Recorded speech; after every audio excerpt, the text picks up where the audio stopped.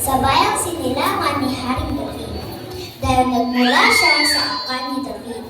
Kasama niya sa pagpapalista ang magiging asawa niya si Maria, na noon ay malapit ng manganak. At habang naroon sila sa Bethlehem, dumating ang oras ang panganganak ni Maria. Isinilang niya ang pangalan niya na isang lalaki. Binalot niya ng napkin ang sanggol at inihiga sa sabsaban dahil walang lugar para sa kanila sa mga bahay panuluyan. Malapit sa Bethlehem, may mga pastol na nasa barang at nagpupuyat sa pagbabantay ng kanilang mga tupa. Biglang nagpakita sa kanila ang isang anghel ng Panginoon at nagdingding sa paligid nila at nakakasilaw sa liwanag ng Panginoon. Ganoon na lang ang pagkatakot nila. Pero sinabi sa kanila ng anghel, huwag kayong matakot dahil naparito ako upang sabihin sa inyo ang magandang balita na magbibigay ng malaking kagalakan sa lahat ng tao. Sapagkat isinilang kayo sa Bethlehem sa bayan ni Haring David ang inyong tagapagligtas, ang Kristo, na siyang Panginoon. Ito ang palatandaan upang makilala ninyo siya. Makikita ninyo ang sanggol na nababalot ng lampin at nakahiga sa isang sabsaban. Pagkatapos magsalita ng anghel, biglang nagpakita ang napakaraming anghel at sama-sama silang nagpuri sa Diyos. Sinabi nila, purihin ng Diyos sa langit, may kapayapaan na sa lupa, sa mga taong pinalulungan niya. Nang makaalis ang mga anghel pabalik sa langit,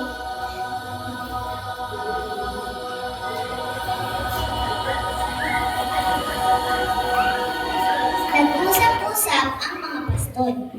Tayo na sa Bethlehem at tingnan natin ang pangyayari sinabi sa atin ng Panginoon. Kaya, nagmamadali silang pumunta sa Bethlehem at nakita sina Maria at Jose at ang sanggol na nakahiga sa sabsaban at isinalaysay nila ang mga sinabi sa kanila ng anghel tungkol sa sanggol. Nagtaka ang lahat na nakarinig sa sinabi ng mga pastol, pero iningatan ito ni Maria sa kanyang puso at pinagbulay-bulayan ang lahat ng ito.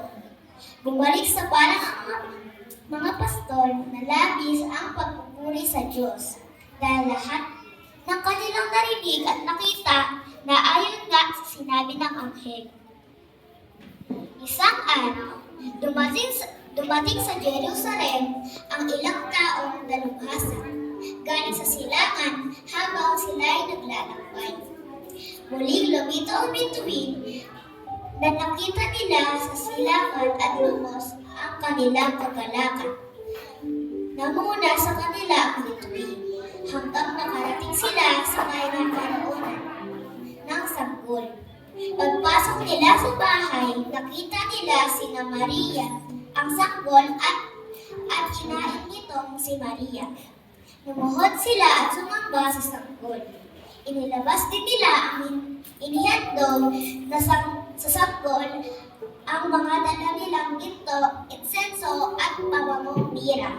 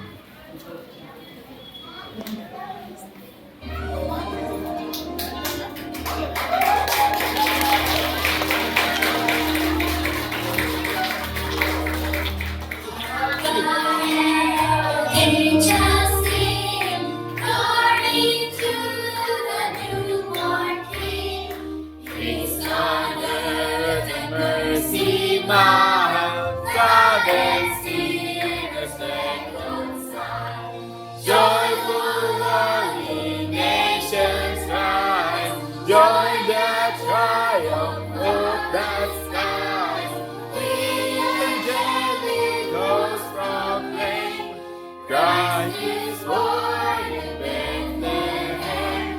While the herald angels sing, glory to the newborn King.